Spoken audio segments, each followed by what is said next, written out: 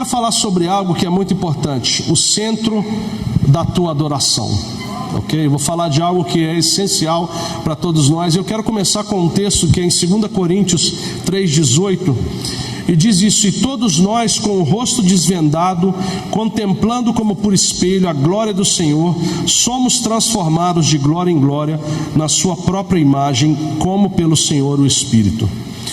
O que vocês acham que acontece com uma pessoa que tem um péssimo caráter que se converte? O que essa pessoa vira? Ninguém arrisca, né? É sempre assim. Essa pessoa vira um crente com um péssimo caráter. É muito simples, não tem magia. O povo fala: conheci Jesus e mudei de hoje para amanhã. Não é verdade, não é verdade. Se você gritava com a tua esposa, você vai virar um crente que grita com a esposa.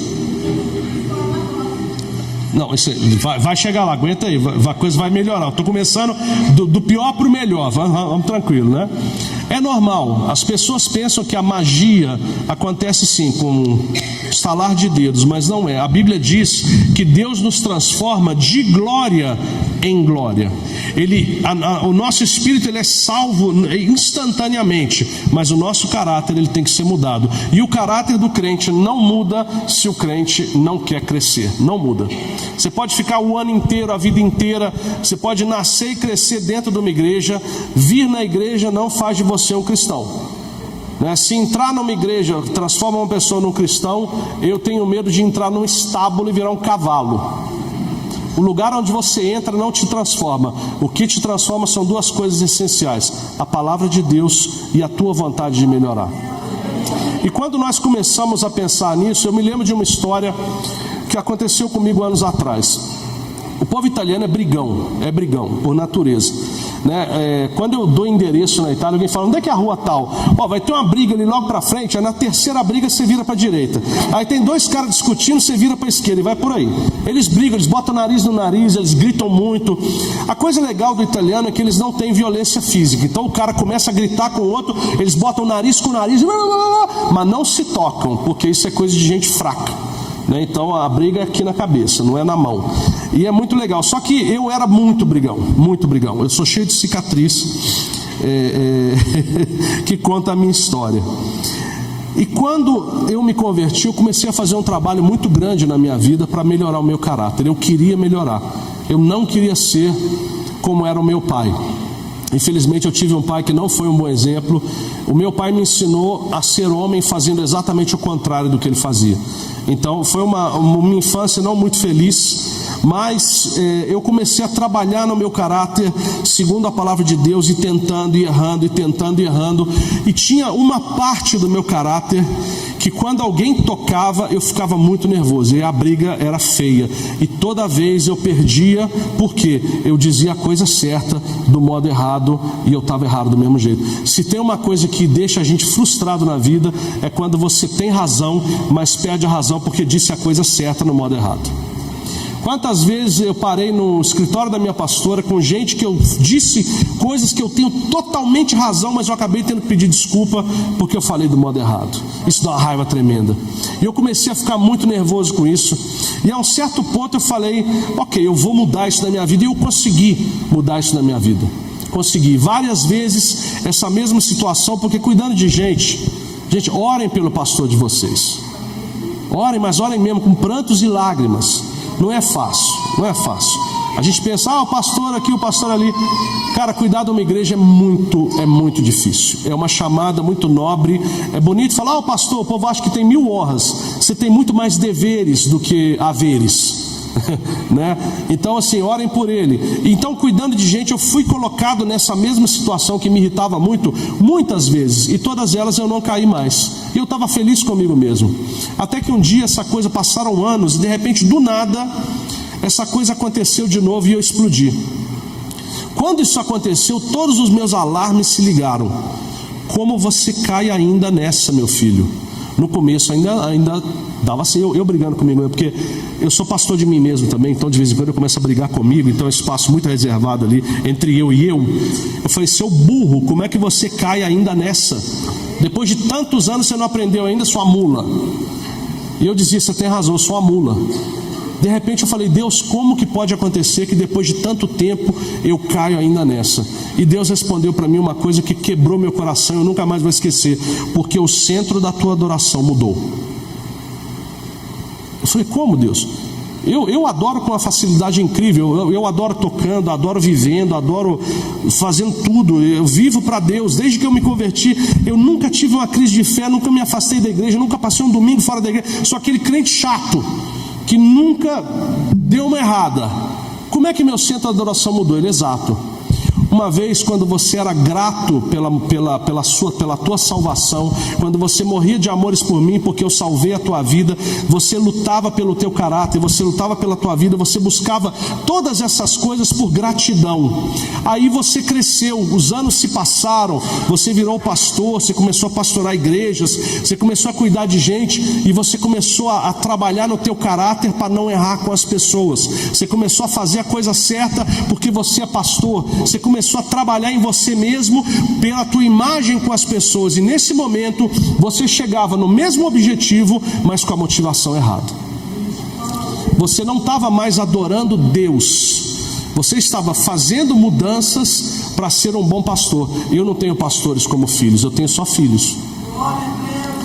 E todo crente que cai nessa armadilha, ele para de adorar a Deus e começa a adorar uma imagem cristã, e a imagem cristã não é cristã. Cristão é a pessoa.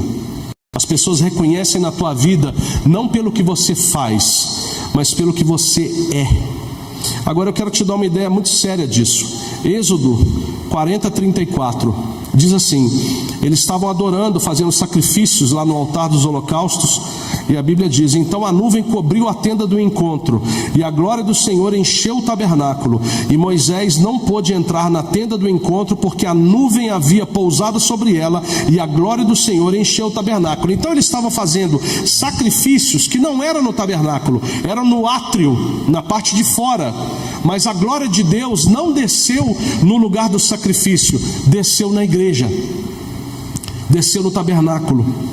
A mesma coisa acontece em 2 Crônicas 5:13. Aconteceu que a casa do Senhor ficou cheia de uma nuvem, e os sacerdotes não puderam permanecer ali para realizar o seu serviço por causa da nuvem, pois a glória do Senhor encheu a casa de Deus. A glória não desce no lugar do serviço ou no lugar do sacrifício, a glória desce sobre a igreja. E a mesma coisa acontece na tua vida.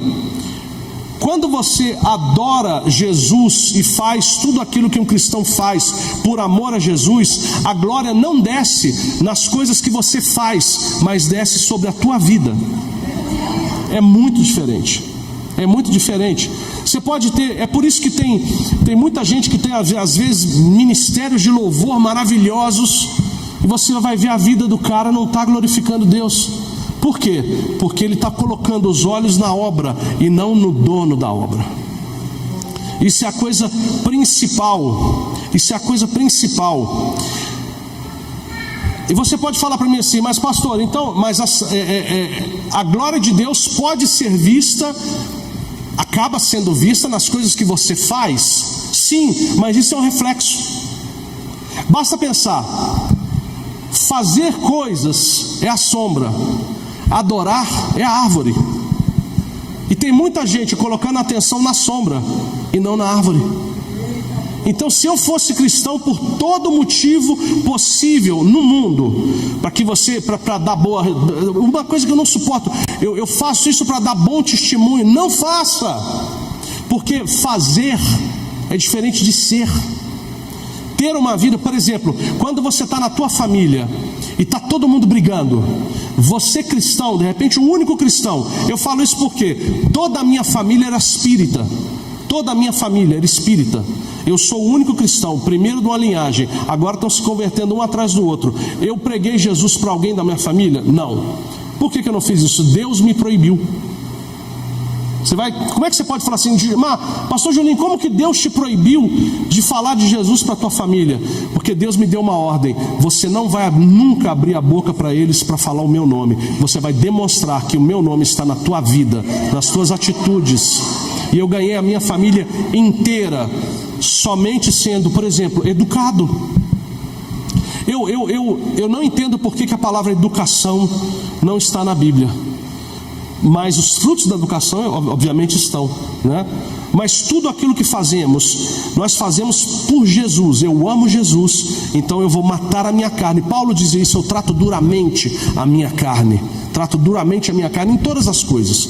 Então, por exemplo, você é um marido que tinha uma relação agressiva com a tua esposa, você se converte. Deus, essa é a mulher que o Senhor me deu, é a pessoa que eu disse sim, não para ela, eu disse sim para ti. Então eu vou ser um marido melhor para te adorar, e você vai morrer por isso.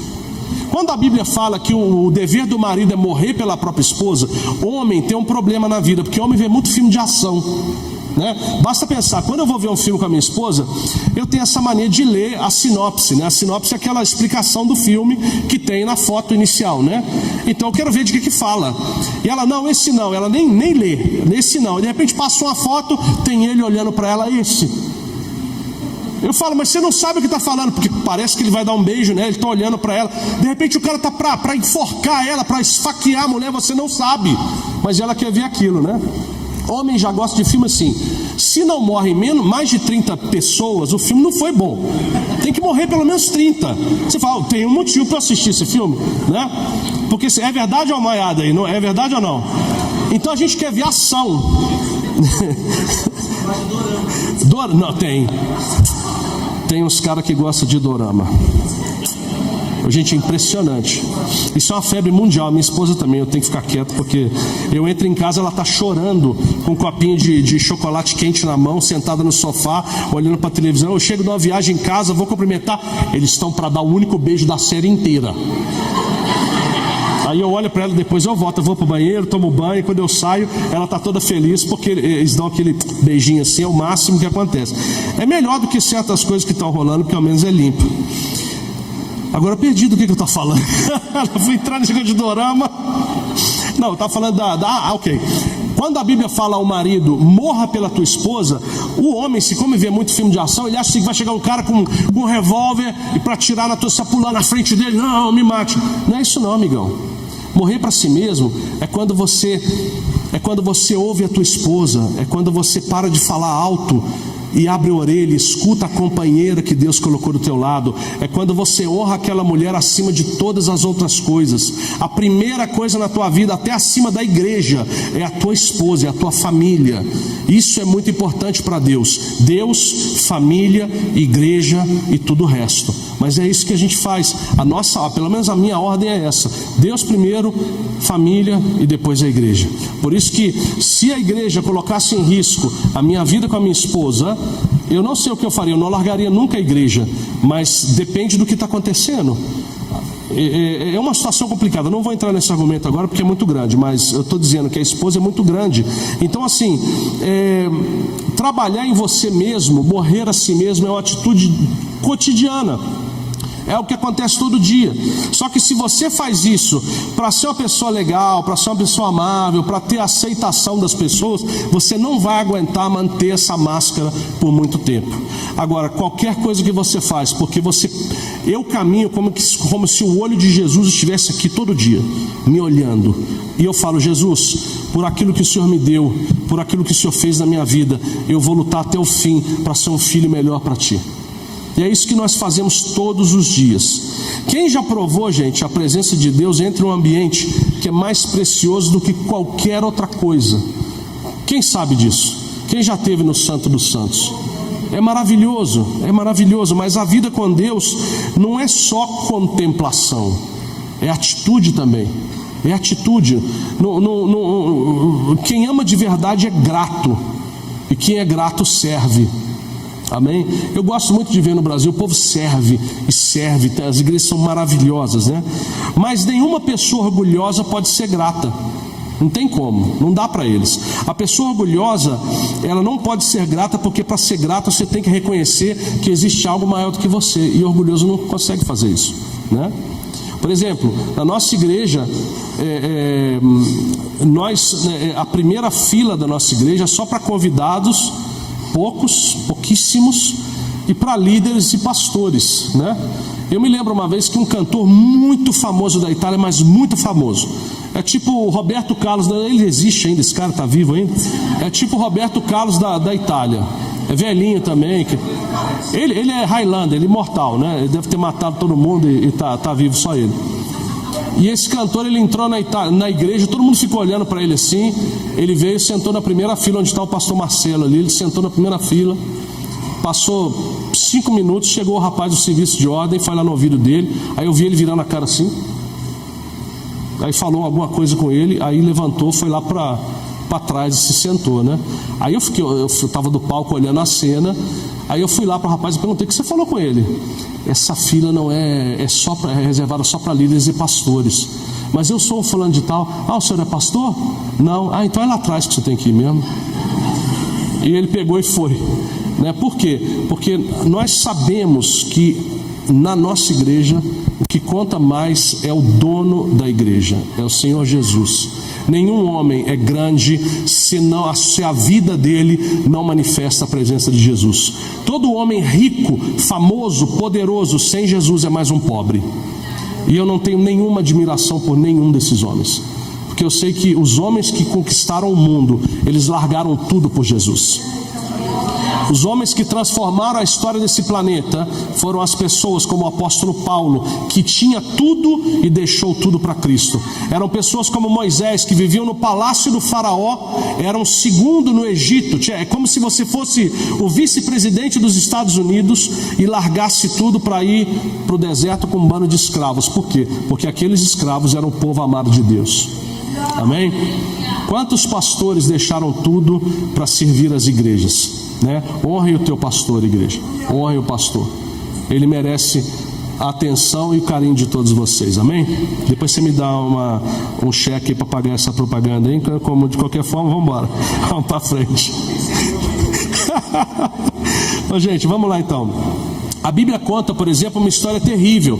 Eu falo que a pessoa, quando não tem gratidão no coração, ela não consegue se envolver com as coisas de Deus. Tem uma história na Bíblia, em Lucas 16, 27, que diz assim: ele tem praticamente esse homem Lázaro é um homem muito rico, que ele foi lá pro lugar quente lá embaixo. E quando o Lázaro era o pobre, o homem rico era o outro. Lázaro, quando ele foi para o seio de Abraão, quando ele estava ali, esse homem começou a gritar: pai Abraão, deixe que alguém vá lá nos meus parentes para avisar eles que eles não venham para cá também. E a resposta do Senhor foi muito estranha. Ele falou: eles têm Moisés e os profetas, deixe-os ouvi-los. A pessoa pode até perguntar: pô, tá de mau humor, né? Pedir ajuda e tal. Ele falou: não. E ele: não, pai Abraão, mas se algum dentre os mortos vier até eles, eles se arrependerão. Aí Abraão respondeu: se não deram ouvidos a Moisés e aos profetas, não serão persuadidos, mesmo que um dos mortos ressuscite. A mesma coisa é a gratidão. Se você não consegue ser grato e agir bem com as pessoas que você vê na tua frente, como você vai me dizer que você consegue ser grato e agir bem com o Deus que você não vê? Por exemplo, te faço uma pergunta muito clara. Jonatas, o filho de Saul, sai o rei Saul? Jonatas mesmo? Jonatas, ele era amigo de Davi, não era? Ele era um cara legal, não era? Ele fazia tudo certo, ele não tinha nada a ver com o pai. Normalmente o reino passa do pai para filho, não é verdade? Por que não passou para ele? Por que ele morreu com o pai dele? Já parou para pensar nisso? Porque tem um certo momento da história que o rei Saul, ele fala, ele chama um jejum, eles estavam em guerra, o rei Saul chama um jejum e manda um exército e diz: quem tocar comida vai ser colocado à morte. Mas nesse momento o filho dele não estava ali para ouvir, ele estava correndo atrás dos inimigos e o pai não tinha dado essa ordem. Então quando ele chega lá, ele vence a batalha que ele estava combatendo e ele vê um favo de mel, ele pega e come. Quando os soldados viram isso, eles começaram a dizer: cara, teu pai falou que mesmo que fosse o filho dele, se comesse ele ia matar o filho. E agora? Ah, meu pai fez uma besteira. Se ele não tivesse chamado esse jejum, a gente tinha ganhado a guerra muito mais fácil. O típico filho que sabe sempre mais do que o pai, né? E quando Saul chama o filho dele para conversar, que ele fala? Eu vou ter que cumprir a minha palavra, você vai morrer. Aí o que acontece? O povo começa a defender Jonatas. Não, ele nos deu uma grande vitória, como o Senhor pode matá-lo? E o rei não matou. Então ele falou, ok, eu não vou me colocar contra todo o povo. E esse ditadinho que diz que a voz do povo é a voz de Deus não é verdade. Porque o povo inteiro falou que Jonatas não deveria morrer, mas Deus não falou isso. Tanto que Jonatas morreu. Por quê? Meu filho, se o teu pai não me obedecia e me via, você que não me vê e não obedece nem teu pai, você acha que eu vou te colocar no governo? De jeito nenhum. Foi aí que Jonatas morreu junto com o pai dele e Davi tomou o trono.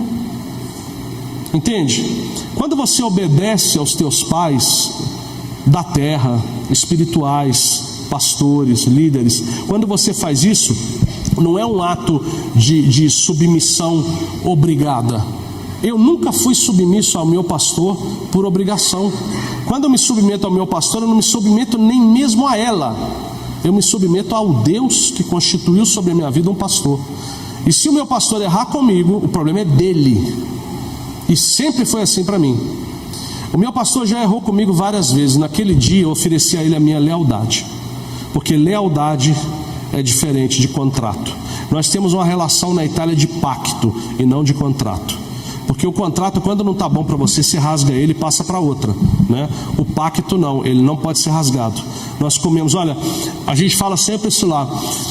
O verdadeiro amigo não é aquele que vem no churrasquinho na tua casa. São aqueles únicos 2 ou 1 que ficam depois para te ajudar a limpar a churrasqueira. É verdade ou não? Quando acaba a carne, todo mundo, ficou tarde, todo mundo vai embora. O teu amigo é aquele que fica. Quem passa por isso? Que fica aquela amiga única, ou aquela esposa que fica do teu lado para limpar aquele negócio agarrado da churrasqueira que é difícil de tirar, né? Deus está buscando esse tipo de gente que não o adora para ter algo, que não faz contratos com Deus, mas que mesmo que o Senhor não me desse nada, a Bíblia diz, o Senhor já me deu o teu filho Jesus e com ele todas as coisas. Amém? Vocês estão me entendendo? Por exemplo, se você considerar a mania dos homens, você vai entender como é que a gente age às vezes, né?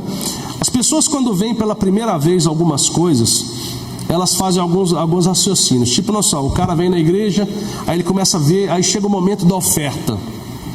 Aí o cara fala, olha lá, isso quer minha grana, quer o meu dinheiro. Ou se não, fala de servir a Deus, eles querem só me usar, né? Ou o pastor pede, vocês jejuam nessa igreja, pastor? Acho que sim, né? Vão tirar meu macarrão, isso na Itália é crime. É crime, mas é crime hediondo mesmo, é crime de prisão perpétua sem direito a apelo, né? Um negócio de doido. Agora, o que tem em comum em todos esses raciocínios? O meu dinheiro, o meu trabalho, os meus prazeres não toquem, são meus. Não toquem nada que é meu. Eu dou tudo para Jesus, menos tudo aquilo que é meu. Eu estou cansado de ver programas dos passos para ficar rico. Eu estava no aeroporto vindo de Portugal e tinha um senhor do meu lado, A Mentalidade dos Milionários. É um livro lá, escrito A Mentalidade dos Milionários. Eu falei, amigão, você que não vai trabalhar para ver a Mentalidade dos Milionários. Hoje, você abre o YouTube, tem esses carinhas assim, você sabia que você pode ganhar mais do que um médico da tua casa mandando só mensaginhas pelo celular? Amigão, você vai acreditar nisso, cara? A minha irmã é médica. A minha irmã é médica, mas daquelas que tem um currículo desse tamanho assim, ó.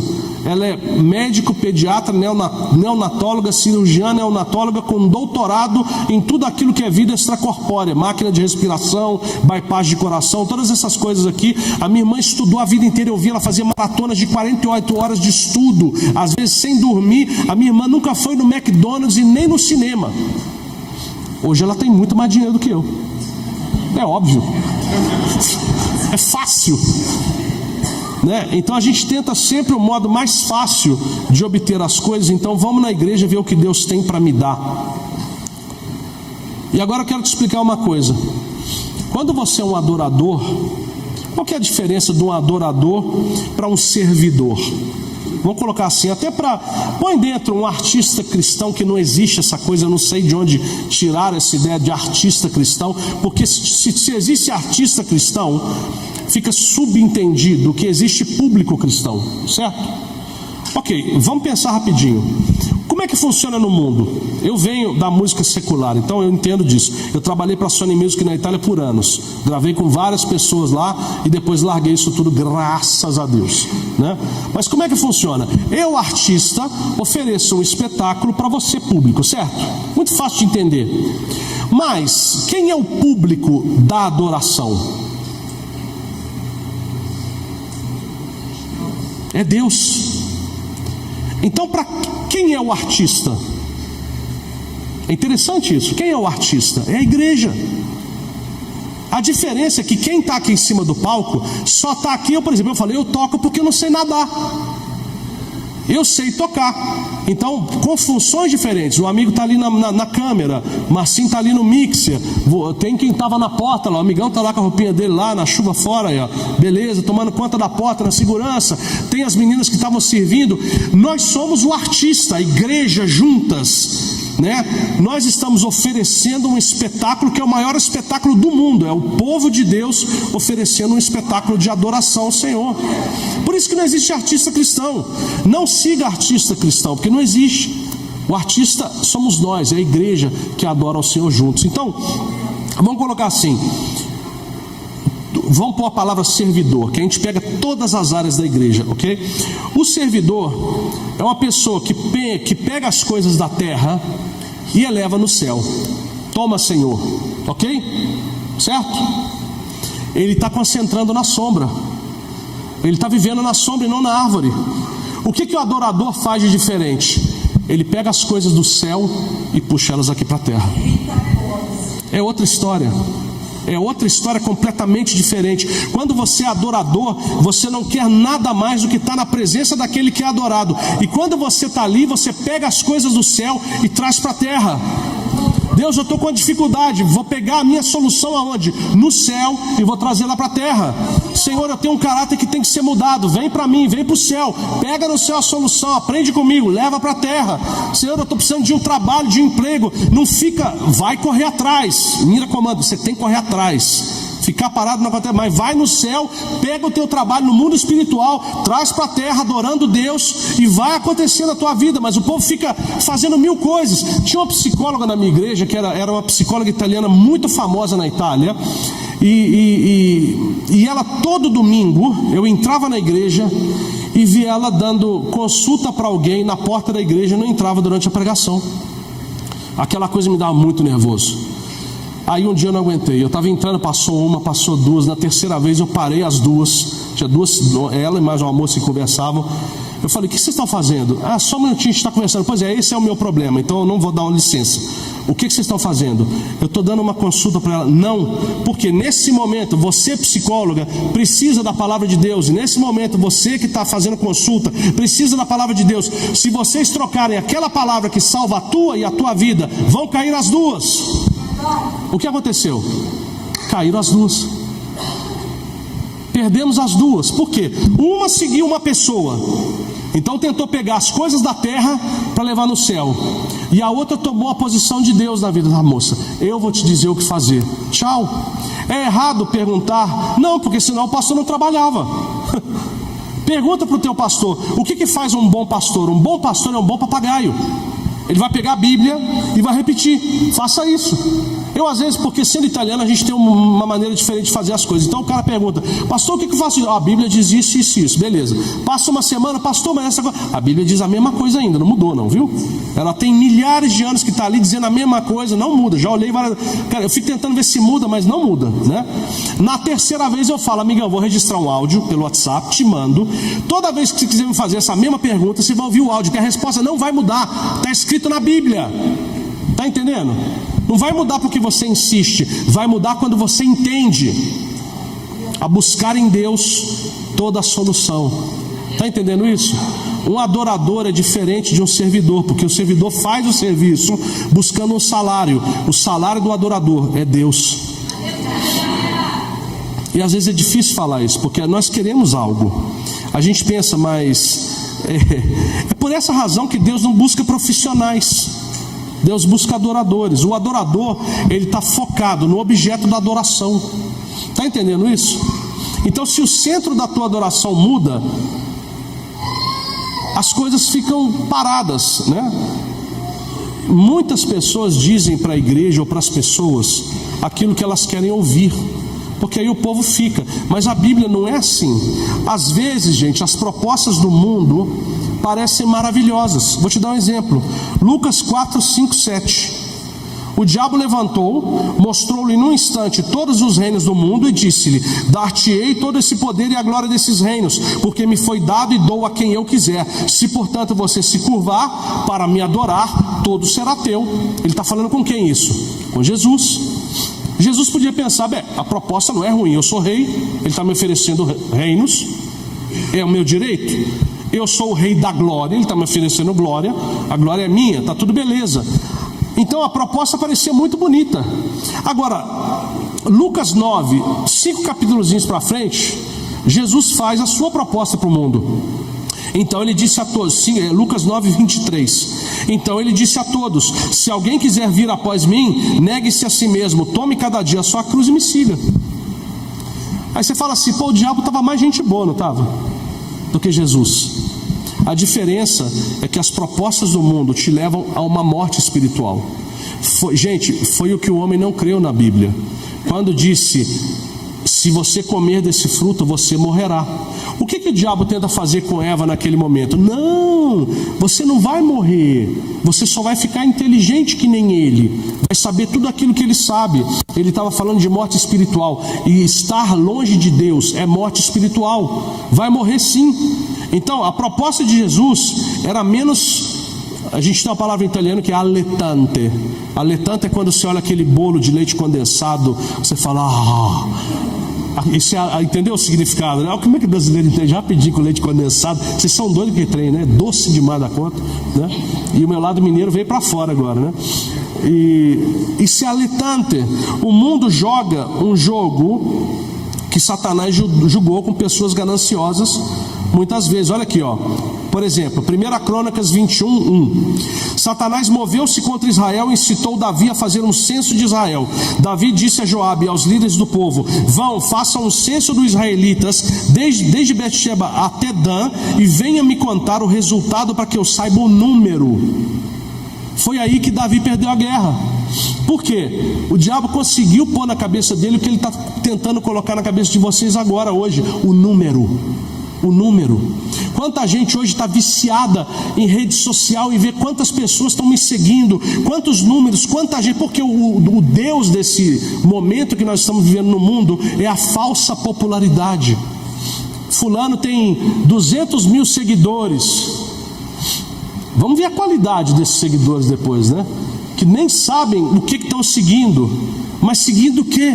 É tudo falso, é tudo uma telinha, é tudo irreal, não tem nada de real naquilo. E o diabo conseguiu convencer o Davi a contar os homens dele.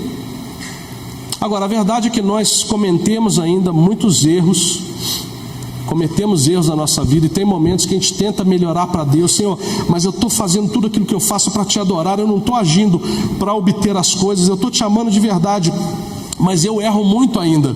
Eu sei disso. E você vai ver na igreja muitas pessoas que cometem erros. Sabe qual que é a diferença? Eu explico muito bem essa situação numa frase muito, muito simples. Como eu digo que uma pessoa com um péssimo caráter, quando se converte, vira um cristão com um péssimo caráter, você vai sempre encontrar na igreja aquele irmão abençoado, aquela irmã difícil. É verdade ou não? Mas sabe por quê? Porque Deus não trata os problemas como os homens. Porque no mundo, se você é chato, o teu patrão te dá um chute na bunda e te manda embora. Verdade ou não? Problema resolvido.